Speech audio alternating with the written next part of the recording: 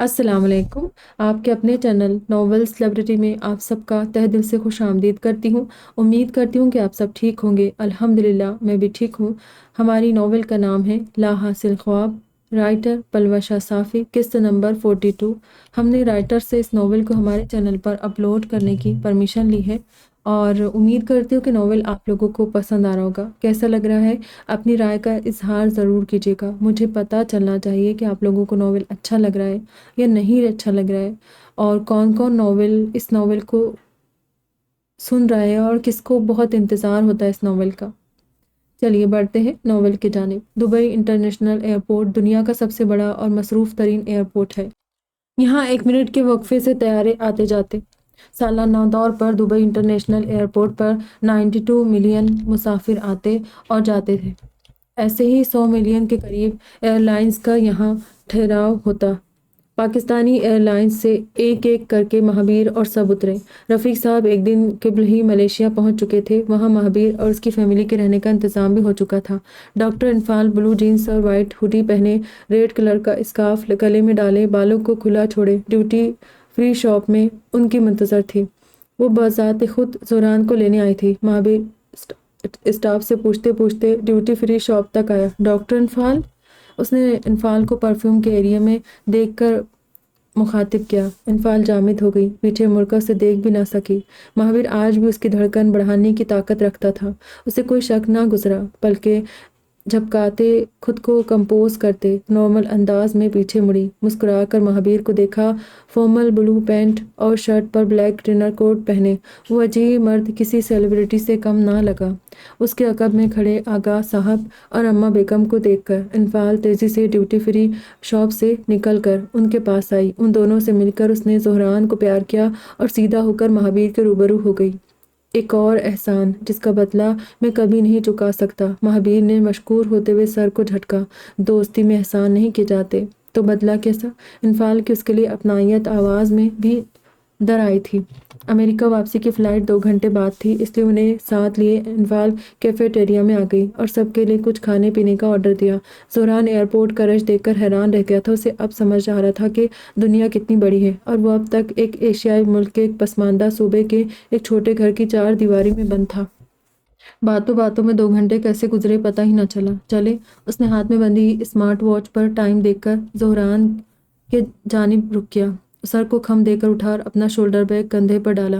وہ اتنا چپ پہلے کبھی نہیں رہا۔ اماں بیگم نے انفال کے پاس سرگوشی کی۔ آپ فکر نہ کریں، میں سنبھال لوں گی۔ انفال نے انہیں پلکیں جھپکا کر تسلی دی۔ وہ چاروں ایک ساتھ کھڑے ہوئے، ایک دوسرے سے رخصت لی۔ پھر انفال زہران کا ہاتھ پکڑ کر اپنے ٹرمینل کے سمت بڑھ گئی۔ اسے دور جاتے دیکھ کے مہابیر کا دل بھاری ہو رہا تھا، اس لیے پلٹ کر دوسرے سمت دیکھنے لگا۔ وقتی ہی صحیح پر دوری قابل برداشت نہیں تھی۔ نیو یارک شہر امریکہ کا بزنس، فنی، تعلیمی، ثقافتی، سائنسی، صحت و سیاحت کے لحاظ سے مرکز مانا جاتا ہے۔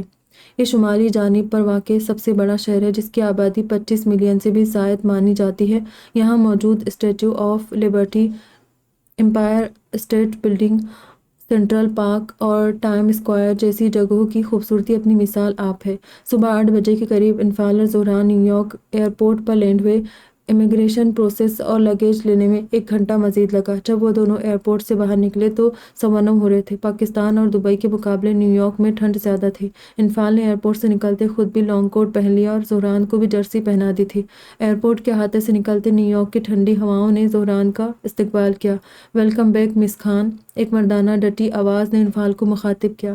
زہران نے ایئرپورٹ کے احاطے پر سے نظریں گھما کر سامنے کھڑے لمبے چوڑے بھورے داڑھی بال اور نیلی آنکھوں والے براک ایرسل کو دیکھا۔ اس کے متغیر انگریزی لہجے سے زہران کو اس کا امریکن نہ ہونے کا اندازہ لگ گیا۔ Hello Zahran, welcome to New York. Barack نے اسے بھی خوش اسلوبی سے خوش آمدید کہا۔ زہران، یہ میرے دوست پلس کولیگ ہے، براک ایرسل۔ ہم ساتھ میں پی ایچ ڈی کر رہے۔ انفال نے زہران سے اس کا تعارف کروایا۔ زہران نے سر کو خم دے کر شکریہ ادا کیا اور تینوں پارکنگ کی سمت بڑھ گئے۔ زہران ایک ایک شے کا دماغ میں عکس بندی کرتے ان کے ساتھ گاڑی میں سوار ہوا۔ براک ترکی کے امیر ترین خاندان سے تعلق رکھنے والا جوان تھا۔ یہ بات بھی اسے اس کے برانڈڈ پوشاک اور مہنگی گاڑی دیکھ کر معلوم ہو گیا۔ اس وقت نیو یارک کے باشندے اپنے اپنے کام پر جانے میں مصروف نظر آئے۔ زہران ونڈو سے لگے سر اٹھا کر لمبی لمبی عمارات کو دیکھنے لگا۔ صبح کی تازی روشنی میں ایسی شیشے کی مانند چمکتی بلڈنگز اس نے صرف کتابوں اور انٹرنیٹ میں دیکھی تھی، آج سامنے سے دیکھ کر وہ حیرانی کا شکار ہو رہا تھا۔ نیو یارک کے موسم سرما میں سبزے زار درخت، پھول پودے خشک تھے اور ندیوں کا پانی ساکن تھا۔ پتہ ہے انفال، میٹرولوجسٹ نے بتایا ہے اس سال دسمبر تک برف باری شروع ہو جائے گی، براک نے ڈرائیو کرتے ہوئے اطلاع دی۔ انفال نے محسوس ہوتے ابرو اچکائے۔ زہران، تم نے سنو فال دیکھی ہے کبھی؟ اس نے ریئر مرر ویو میں پیچھے کے سیٹ میں بیٹھے شہر کا جائزہ لیتے ہوئے زہران کو دیکھا۔ زہران نے یاد کرنے کی کوشش کی۔ ہاں دیکھی ہے، بہت سال پہلے پاپا زیارت لے کر گئے تھے، وہاں دیکھی تھی، پر تب میں بہت چھوٹا تھا، اب تو بس دھندلا دھندلا سا ہی یاد ہے، زہران نے پرانی یادوں میں کھوتے ہوئے بتایا۔ اوہ، پھر تو تمہیں نیو یارک کے برف باری میں بہت مزہ آئے گا، براک نے اس میں نیا جوش بھرنا چاہا۔ انفال نے گردن گھما کر اسے دیکھا تھا۔ زہران خاموش ضرور تھا مگر نئی جگہ پر نئے تجربات کے لیے تیار بھی تھا۔ زندگی اسے ہر موڑ پر سیکھنے کا موقع دے رہی تھی اور وہ ہر موقع کا فائدہ اٹھانا چاہتا تھا۔ آغا صاحب، اماں بیگم اور مہابیر بھی خیریت سے ملیشیا پہنچ گئے۔ رفیق صاحب ملیشین گائیڈ کے ہمراہ انہیں لینے ایئرپورٹ آئے۔ اس وقت ملیشیا میں رات کے 2:30 بج رہے تھے۔ کوالالمپور کے بیچوں بیچ خوبصورت کانٹیننٹل ہوٹل میں ان کے لیے کمرے بک کروائے گئے۔ اتنے لمبے سفر کے بعد سب کافی تھک چکے تھے، اس لیے سونے کے لیے کمروں میں چلے گئے۔ مہابیر فریش ہو کر نائٹ ڈریس پہن کر بیڈ پر لیٹ گیا۔ اسے بہت خالی خالی لگ رہا تھا۔ کروٹ پر ہوتے اس نے اپنے سائٹ پر دیکھا، اسے ابھی سے زہران کی یاد ستانے لگی۔ وہیں زہران کی آنکھوں سے بھی نیند کوسوں دور تھی۔ انفال کا 2 بیڈ روم پر مشتمل اپارٹمنٹ 18ویں منزل پر تھا۔ یہاں سے نیو یارک شہر آئینے کی طرح صاف نظر آ رہا تھا۔ اپارٹمنٹ کے اندر داخل ہوتے زہران بڑی سی بالکنی میں آ گیا۔ براک ان کے لیے کھانا لینے واپس نکل گیا۔ انفال چینج کرنے اپنے کمرے میں چلی گئی۔ زہران شہر کو تکتے تھک گیا اور وہیں صوفے پر ڈھہ گیا۔ ابھی اسے زندگی کے کئی برس اس شہر میں بتانے تھے۔ کھانے کے بعد انفال اور زہران اپنے اپنے کمرے میں سونے چلے گئے۔ براک رات کو ملنے آنے کا کہہ کر اپنے گھر چلا گیا تھا۔ رات ہوتے سب سے پہلے مہابیر نے انفال کو کال ملائی۔ چونکہ زہران کے پاس اب تک سم کارڈ یا وائی فائی کنیکشن نہیں تھا۔ ہاں وہ اٹھا ہوا ہے، میں بات کرواتی ہوں۔ انفال نے کال پر بات کرتے ہوئے دوسرے کمرے کا دروازہ کھولا۔ زہران خضدار کی تاریخی کتاب جو اسے زمروش کے صندوق سے ملی تھی وہ پڑھ رہا تھا۔ انفال کو اندر آتے دیکھ کر اس نے وہ کتاب اپنے تکیے کے نیچے چھپا لی۔ یہ لو مہابیر کی کال۔ اس نے خوشی خوشی اپنا موبائل زہران کے آگے کیا۔ زہران نے سر کو جنبش دیا اور موبائل لے کر کان سے لگاتے پاپا سے بات کرنے لگا۔ انفال ان دونوں کو گفتگو کے لیے پرائیویسی دینے کے عمرے سے نکل گئی۔ جب تک وہ کال ختم کر کے باہر نکلا، براک نقص سے تیار وہاں موجود تھا۔ ہائے جونیئر، نیند پوری ہوئی؟ باہر جانے کے لیے تیار ہو؟ براک نے اسے آتے دیکھ کر مخاطب کیا۔ انفال اپنے کمرے میں ریڈی ہو رہی تھی۔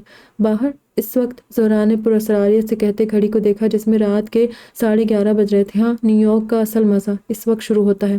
براک نے بے پرواہ انداز میں شانے اچکائے۔ اور ایک ہمارا ملک ہے جہاں 10 بجے کے بعد نکلنا چور اچکوں کو دعوت دینا ہے۔ زہران نے سوچتے افسوس سے سر جھٹکا۔ انفال کے اپارٹمنٹ کا بلڈنگ بازار سے قریب تھا، اس لیے وہ تینوں چہل قدمی کرتے نکل آئے۔ جیسا براک نے کہا، نیو یارک میں رات کو دن کا سما تھا۔ ہر سو لوگ نکلے ہوئے نظر آئے۔ کوئی ٹھنڈی ہوا سے محظوظ ہو رہا تھا تو کوئی سڑک کنارے کرتب دکھا کر شائقین کو جمع کرنے میں مصروف تھا۔ کوئی شاپنگ کرنے نکلا تھا تو کسی نے ریسٹورنٹ کا رخ کیا ہوا تھا۔ ایک کافی شاپ کے اوپن ایریا میں انہیں ایک خالی ٹیبل مل گیا۔ کیوں نہ اگلے ویکینڈ پر اسٹیچو آف لبرٹی دیکھنے چلے؟ زہران کا اکیڈمک سال شروع ہونے سے پہلے اسے شہر دکھاتے۔ براک نے انفال کے ساتھ گھومنے کا نیا طریقہ ڈھونڈا۔ آئیڈیا برا نہیں ہے، انفال سوچ رہی تھی، لیکن زہران جھٹ سے بیچ میں بول پڑا۔ دونوں نے بیک وقت شوق ہو کر اسے دیکھا۔ انفال سمجھ گئی، البتہ براک اب تک متجسس تھا۔ زہران اس طرح بڑوں کے مابین بولنے پر متذبذب ہوا۔ لیکن اس ویک نہیں ہو سکتا، ہم کہیں اور جا رہے ہیں۔ انفال نے اس کی بات مکمل کی۔ کہاں؟ براک مزید چوک ہوا۔ ملیشیا، میرے پاپا کا گیم دیکھنے۔ زہران بہت ایکسائٹڈ ہوا۔ واؤ، میں بھی ساتھ چلتا ہوں، اسی بہانے تمہارے پاپا سے ملاقات بھی ہو جائے گی، اس نے زہران کی دلچسپی کے جواب میں کہا۔ نہیں براک، تمہارا پریکٹیکل شروع ہو رہا ہے، میں نہیں چاہتی تمہاری پڑھائی کا نقصان ہو۔ انفال نے فوراً انکار کیا۔ اور سمر ویکیشن میں پاپا مجھ سے ملنے یہی آئیں گے، تو آپ ان سے یہیں مل لینا، زہران نے دوسرا راہ حل بتایا۔ براک نے سر اسبات میں ہلا کر حامی بھری۔ کافی کا گھونٹ بھرتے ہوئے نظروں کا رخ انفال پر آ گیا۔ اوہ، تو مہابیر یہاں بھی آئے گا؟ اس سے پہلے وہ یہاں آ کر بازی مارے مجھے کچھ کرنا پڑے گا۔ دل ہی دل میں وہ انفال کو پرپوز کرنے کے متعلق سوچنے لگا۔ عورت ہو یا مرد، اگر محبت سچی ہو تو کسی تیسرے کی شراکت قبول نہیں کر سکتے۔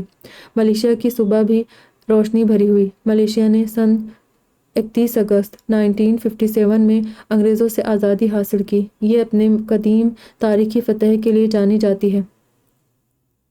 کوالالمپور ملا کے پینانگ کوچین کچھ مشہور شہر ہے جہاں قدیم زمانے کے آثار آج بھی نظر آتے ہیں۔ مہابیر سورج طلوع ہونے تک اٹھ چکا تھا۔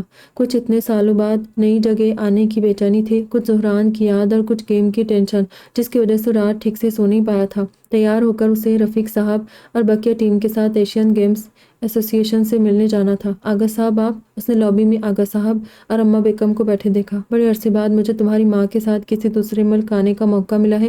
تم اپنے گیم پر دھیان دو، ہماری فکر مت کرو، ہم تو روز کوالالمپور گھومنے جائیں گے، ابھی تمہارے باپ میں اتنی ہمت باقی ہے۔ آغا صاحب نے اس کے پاس آ کر تسلی دی۔ مہابیر نے سرتا پیر آغا صاحب کو دیکھا تھا، پینٹ اور شرٹ پہنے، گلف کیپ سر پر رکھے، آنکھوں پر گلاسز لگائے، چھڑی ہاتھ میں پکڑے، نواب شاہ میر ریسانی بڑھتی عمر کے ساتھ بوڑھے ضرور ہو گئے تھے لیکن کمزور نہیں۔ مہابیر انہیں بااعتماد دیکھ کر مطمئن ہوا، ٹیم کے ہمراہ نکل گیا۔ آغا صاحب دیبا بیگم کو لیے بازار کا رخ کر گئے۔ ایشین گیمز 4 سالوں میں ایک مرتبہ ایشیا کانٹیننٹ سے تعلق رکھنے والے ایتھلیٹس کے مابین ہونے والے گیمز ہوتے ہیں۔ اولمپکس کمیٹی کے جانب سے سلیکٹ کیے ہوئے کئی سارے ایتھلیٹس ان گیمز میں حصہ لیتے ہیں۔ ان گیمز میں ایتھلیٹکس، تیراکی، بیڈمنٹن، باسکٹ بال، باکسنگ، سائیکلنگ اور ایسے دیگر کھیل شامل ہیں۔ ان گیمز میں سے فینسنگ کے لیے مہابیر کو چنا گیا۔ اس کا گیم منگل کی شام 7 بجے تھا۔ دوسری جانب زہران اور انفال کی فلائٹ پیر کی رات 11 بجے کی تھی۔ ان کی توقع کے مطابق وہ منگل کو صبح کوالالمپور پہنچ سکتے تھے اور شام کو مہابیر کے کھیل میں شامل ہو سکتے تھے، لیکن اس دن کسی تکنیکی خرابی کی وجہ سے ان کی فلائٹ 4 گھنٹے معطل ہو گئی۔ زہران نے طیش میں آتے سر پکڑ لیا، اسے پاپا کے گیم سے پہلے کوالالمپور پہنچنا تھا۔ مہابیر 12 سال بعد اور اتنے بڑے حادثے کے بعد کسی اسٹیج پر جا رہا تھا۔ فینسر کا یونیفارم پہنے وہ ایک گوشے میں بیٹھا پیر ہلا رہا تھا۔ اسے ڈر لگ رہا تھا، لوگوں کی نظروں کا ڈر، سرخیوں میں آنے کا ڈر۔ اس نے ہر حد کوشش کی پر اپنا اضطراب قابو نہیں کر پایا۔ زمر، مجھے تمہاری بہت ضرورت ہے، پلیز آ جاؤ۔ اس نے اپنے دل کے اندر زمر کو پکارا۔ کافی زور لگا کر بھی اسے زمر کی جھلک نہیں ملی۔ آغا صاحب اور رفیق صاحب اس کے پہلو میں ہی بیٹھے تھے لیکن اسے سکون نہیں مل رہا تھا۔ پہلی مرتبہ اسے زمروش کی کمی کا شدت سے احساس ہوا۔ دل بھر آیا، آنکھیں نم ہو گئیں۔ اپنے آنسو روکنے اس نے سختی سے آنکھیں مینچ لی۔ اسے اس نام سے جھلک تو ملی لیکن زمروش کی نہیں، زہران کی، اس کے اپنے پاپا کو کھیلتے دیکھنے کی خواہش کی۔ اسے احساس ہوا زہران اس وقت نیو یارک میں ٹی وی کے سامنے بیٹھا اس کے شو کا منتظر ہوگا، اس بات سے انجان کہ زہران اپنے پاپا کی ہمت بڑھانے وہاں سے روانہ ہو چکا ہے۔ 6 بجے انفال اور زہران کوالالمپور کے ایئرپورٹ پہنچے۔ پہلی ٹیکسی ملتے ہی انہوں نے ڈائریکٹ اسٹیڈیم کے جانب رخ کیا جہاں ایشین گیمز کا آغاز ہو چکا تھا۔ مہابیر بار بار گھڑی دیکھتا 1-1 منٹ گن رہا تھا۔ فینسنگ کے گیم میں پہلا پلیئر وہ تھا۔ ہوسٹ نے اس کا نام اناؤنس کیا تو وہ لمبا سانس خارج کرتے اسٹیج پر جانے کے لیے کھڑا ہو گیا۔ مقابل پلیئر کون ہے وہ نہیں جانتا تھا، اسے بس اپنے گیم کی فکر تھی۔ اسپاٹ لائٹ پڑتے اس کے قدم ڈگمگا گئے۔ اولمپکس کا منظر، زمروش کی چہک، فینس کا اسے سراہنا اور پھر یوشے کے ہاتھ میں تلوار، زمروش کی باڈی، ایمبولینس کا شور، پولیس وین کا سائرن، کمشنر صاحب کا اسے مارنا، ڈاکٹر میکائل کا شوق دینا، سارے مناظر ایک دم آنکھوں کے سامنے لہرا گئے۔ مہابیر کو اس یونیفارم میں اپنا دم گھٹتا محسوس ہوا۔ مہابیر، کیا ہوا؟ چلو، رفیق صاحب نے پیچھے سے آ کر اسے جھنجھوڑا۔ مہابیر نے ٹرانس کی کیفیت میں ماسک کے پیچھے سے انہیں دیکھا تھا۔ ان کے لب ہل رہے تھے مگر مہابیر کچھ سمجھ نہیں پا رہا تھا۔ ماحول دھندلا ہوتا دکھائی دیا۔ مہابیر، یہ پکار آغا صاحب کی تھی۔ ان کی صدا پر مہابیر ہوش میں آیا اور اپنے ذہن پر زور دیتے منفی خیالات محو کرتا قدم بڑھائے۔ زہران کا دل بری طرح دھڑک رہا تھا۔ اس نے نہ ملیشیا کی ثقافتی عمارتوں سے سروکار تھا نہ لوگوں سے۔ وہ جلد از جلد پاپا کے پاس پہنچنا چاہتا تھا۔ سر، تھوڑا اور تیز چلائیں گے پلیز؟ اس نے اگلی سیٹ سے سر اوپر کر کے ڈرائیور کو مخاطب کیا۔ زہران، ریلیکس، ہم پہنچ جائیں گے۔ انفال نے تسلی دیتے اس کے کندھے پر ہاتھ رکھا۔ زہران پھر سے پیچھے ہو کر بیٹھ گیا اور دل میں اللہ سے دعائیں کرنے لگا۔ اسٹیڈیم میں تمام ججز، اسپورٹس ٹیم اور شائقین کی نظریں اسٹیج پر ٹکی تھی۔ مہابیر اور مقابل پلیئر کا مقابلہ زور شور سے جاری تھا۔ اب تک پوائنٹس ٹیبل پر دوسرا پلیئر آگے تھا۔ مہابیر کوشش کے باوجود بھی اس کے پینترے پکڑ نہیں پا رہا تھا۔ دل و دماغ زمروش کو ڈھونڈنے میں مصروف تھے، اس لیے پہلے 2 راؤنڈ وہ ہار گیا۔ تیسرا راؤنڈ اس کے لیے آخری موقع تھا، اگر اس میں بھی وہ ہار جاتا تو گیم سے ڈسکوالیفائڈ ہو جاتا۔ مہابیر، کیا ہو گیا ہے تمہیں؟ تم تو اولمپکس کے گولڈ میڈلسٹ ہو، یہ بازیاں تو تمہاری پلک جھپکنے میں جیتتے ہو۔ رفیق صاحب بریک کے دوران اس کی ہمت بنانے لگے۔ ہاں، زہران کو سکھاتے بھی تو اتنی اچھا کر رہے تھے، یہاں آ کر کیا ہو گیا بیٹا؟ آغا صاحب متفکر تھے۔ پتہ نہیں، اچانک سب کچھ ذہن سے نکل گیا ہے، اتنی سالوں پہلی مرتبہ اکلایا۔ کوئی بات نہیں، تم بس پریشر مت ڈالو، دیکھنا سب یاد آ جائے گا۔ رفیق صاحب نے ایک اچھے استاد کی طرح سمجھاتے ہوئے جوش سے اس کا شانہ تھپتھپایا۔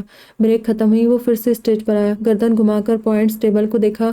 3-4-4 فاصلہ بہت زیادہ تھا۔ رنگ بجنے سے پہلے اس نے اپنا اندر جھانک کر زمر کو پھر سے پکارا۔ وہاں نہیں تھی۔ اس کے بغیر ذہن مزید خالی ہوتا جا رہا تھا۔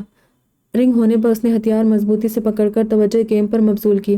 پہلے وار پر اس کا نشانہ لگ گیا، دوسرے پر وہ آؤٹ ہوتے ہوتے بچا، تیسرے وار سے پہلے کسی نسوانی آواز نے اسے پکارا۔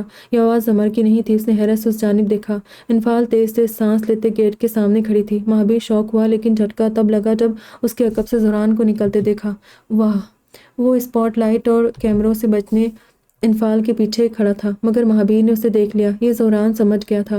کم آن پاپا، یو کین ڈو اٹ، اس نے زیر لب کہا۔ مہابیر اور زہران کافی فاصلے پر تھے، اس لیے سنائی نہ دیا، مگر بیٹے کی دل کی بات وہ سمجھ گیا۔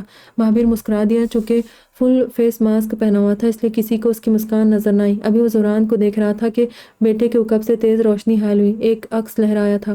مہابیر نے پلکیں اٹھا کر اس عکس کو دیکھا۔ وہ اس کی زمروش تھی۔ اس کی ٹوٹی ہمت لوٹ آئی تھی۔ زمر اور زہران دونوں ہی اس کی ہمت بننے وہاں موجود تھے۔ ہوسٹ نے دوبارہ رنگ بجا کر اسے گیم کے جانب متوجہ کیا۔ مہابیر پرجوش انداز میں اپنی پوزیشن پر آ گیا۔ اب اس کی جیت یقینی تھی۔ زمر اور زہران کو دیکھنے کے بعد اس نے ایسے داؤ پیچ کھیلے کہ تیسرے راؤنڈ میں جیت گیا۔ یس! زہران اچھل اچھل کر تالیاں بجانے لگا۔ اس کی خوشی سب سے زیادہ دیدنی تھی۔ آغا صاحب اور اماں بیگم بھی انفال اور زہران کو دیکھ کر خوش ہوئے تھے۔ پہلے میچ کی جیت مہابیر کے نام ہوئی۔ اس کے بعد ایک 3 اور میچ ہوئے اور ہر بار مہابیر جیتا۔ ٹرافی اعلان ہونے سے پہلے ججز اپنے فیصلے پر نظر ثانی کرنے لگے۔ اتنی دیر میں مہابیر اپنا ماسک اتار کر ان کے پاس آ گیا۔ پاپا! زہران بھاگ کر اس کے گلے لگا۔ مہابیر نے اسے مضبوطی سے سار میں لے لیا۔ تم یہاں کیسے آئے؟ وہ حیران بھی تھا، خوش بھی۔ آپ کو سرپرائز دینا تھا، بس تھوڑا لیٹ ہو گئے، زہران نے کھلکھلاتے ہوئے جواب دیا۔ بہت بدماش ہو۔ مہابیر اس کے رخسار پر بوسہ دیا۔ زہران کھلکھلا کر ہنس پڑا اور دادا کی جانب بھاگا۔ آپ بھی اس کے ساتھ شامل تھی؟ مہابیر نے سوال کا رخ انفال کی جانب کیا۔ میں تمہاری ڈاکٹر اور زہران کی گارڈین ہونے سے پہلے تمہاری فین ہوں، فینسنگ چیمپئن۔ تمہارا لائیو گیم دیکھنے کا موقع کیسے چھوڑ سکتی تھی؟ انفال نے اپنے آپ کا آنے کا مقصد بتایا۔ مہابیر سر کو جنبش دیتے مسکرا دیا۔ انفال پر سے ہوتی اس کی نظریں مین انٹرنس پر گئی۔ سفید روشنی میں محلول زمروش کا عکس وہی کھڑا اسے دیکھ کر مسکرا رہا تھا۔ اس کی مسکان ویسی تھی، لیکن آنکھوں کی چمک کم تھی۔ مہابیر کی مسکراہٹ سمٹ گئی۔ مہابیر جاؤ، تمہارا نام اناؤنس کر رہے ہیں۔ انفال اس کا بازو پکڑ کر اسے اسٹیج کی جانب لے جانے لگی۔ مہابیر دل نہ دل پیچھے جانے لگا، دھڑکن بڑھ گئی تھی۔ ایشین گیمز فینسنگ ٹرافی کی ونر ہے مہابیر ریسانی۔ ہوسٹ نے اس کا ہاتھ بلند کر کے کامیابی کا اعلان کیا۔ مہابیر نے ٹرافی اٹھائی اور سب کا مشکور ہوا۔ اس کی فیملی اور انفال پہلی قطار میں کھڑے اسے سراہ رہے تھے۔ زہران کی خوشی کا ٹھکانہ نہیں تھا۔ اس کا بس چلتا پاپا کے پاس چلا جاتا۔ مہابیر کی نظریں اب بھی انٹرنس کے پاس کھڑی زمروش پر تھی۔ اب وہ مسکرا بھی نہیں رہی تھی۔ مہابیر کے دل میں ٹیس اٹھنے لگی۔ اس سمت روشنی مزید تیز ہو گئی، اتنی تیز کہ اگر وہ لمحہ حقیقت ہوتا تو سب کی آنکھیں چندیا جاتی۔ زمروش نے مہابیر کو دیکھتے ہوئے قدم پیچھے اٹھائے۔ زمر مت جاؤ، اس کے دل سے پکار آئی۔ دل کا درد اب جسموں میں پھیلنے لگا۔ ایشین گیمز کمیٹی کے ساتھ مہابیر کی تصاویر لی جا رہی تھی۔ پاپا میں یہاں ہوں، وہیں زہران نے مہابیر کو پکارا۔ وہ اسٹیج کے پیچھے اس کے پیروں کے آگے کھڑا تھا، پر مہابیر اسے نہیں دیکھ رہا تھا۔ پاپا کیمرے کو دیکھ رہے ہیں نہ مجھے؟ زہران حیران ہوا۔ آخر وہ کہاں دیکھ رہے ہیں؟ زہران نے مہابیر کی نظروں کے سمت دیکھنے کی صحیح کی۔ وہ گردن اٹھا کر پیچھے انٹرنس کو دیکھنے لگا۔ اسے وہاں کوئی نہ ملا، لیکن مہابیر بنا پلک جھپکائے مسلسل وہیں دیکھ رہا تھا۔ انٹرنس پر موجود زمروش کے عکس دھندلا ہونے لگا۔ اس نے کہا آخری مرتبہ مہابیر کو مسکان سے نوازا اور غائب ہو گئی۔ اس جگہ گہری تاریکی چھا گئی۔ پاپا! زہران نے جھنجلا کر پھر سے اسے پکارتے اس کے نظروں کی سمت میں دیکھا۔ کہیں وہاں ماما تو نہیں؟ زہران کو ایک دم مہابیر کی دماغی حالت یاد آئی۔ وہیں اسٹیج پر کھڑے مہابیر کو جھٹکا سا لگا، سانس نہ لے سکا۔ تاریکی نہ صرف اسٹیڈیم کے گیٹ پر چھائی تھی، بلکہ اس کے دل و دماغ پر بھی چھپ گئی۔ زمر بند ہوتی آنکھوں میں صرف اس کا چہرہ گھوما اور مہابیر خود پر قابو نہ رکھ سکا اور بے جان ہو کر گر پڑا۔ ایک پل کو سب ساکت ہو گئے۔ آغا صاحب، اماں بیگم، زہران، انفال، حتیٰ کہ رفیق صاحب بھی۔ ہوسٹ نے تیزی سے اسٹاف کو بلایا۔ اسٹاف ممبر اس پر پانی چھڑکنے لگے، پر وہ بے جان رہا۔ ڈاکٹرز کو بلانے کی صدائیں بلند ہو گئی۔ خوشیوں کا سماں غم میں تبدیل ہو گیا۔ ایک بھگدڑ سی مچ گئی تھی۔ انفال کی آنکھوں سے بے اختیار آنسو جاری ہو گئے۔ مہابیر کی نظروں کی صحیح کرتے بار بار پیچھے مڑ کر اس جگہ دیکھنے والا زہران اکیلا نہیں تھا، انفال بھی تھی، اور ڈاکٹر ہونے کے ناطے اسے معاملہ سمجھنے میں دیر نہ لگی۔ اس کی روح زمروش کے عکس سے جڑی ہے۔ جس دن وہ اسے نظر آنا بند ہو گئی، مہابیر کی سانسیں بھی بند ہو جائے گی۔ اسے اپنے ہی کہے الفاظ سنائی دیے۔ جان قربان کرنے والا جان قربان کر چکا تھا۔ زمروش کا محبیب اس کی یادوں سے کے ساتھ جا چکا تھا۔ زمروش کا محبیب اس کی یادوں کے ساتھ جا چکا تھا۔ جاری ہے۔ دعا میں یاد رکھیے گا، اپنا ڈھیر سارا خیال رکھنا۔ خدا حافظ۔